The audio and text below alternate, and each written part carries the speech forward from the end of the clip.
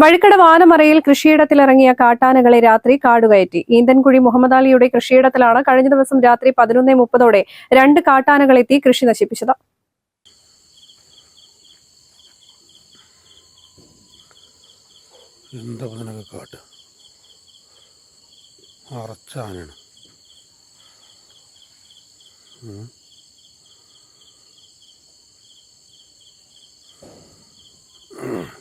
Daily വരിക, ഉറങ്ങാനൊക്കെ ഇല്ല.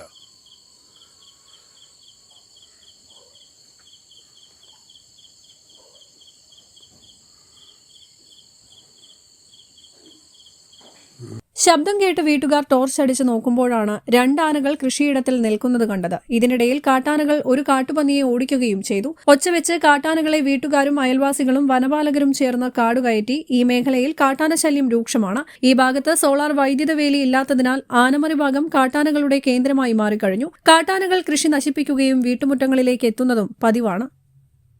News bureau, Nilambur.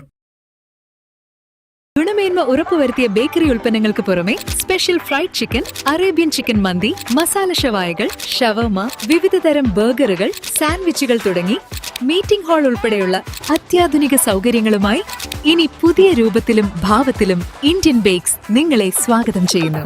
Indian bakes, opposite police station, Manjeri road, Wandoor.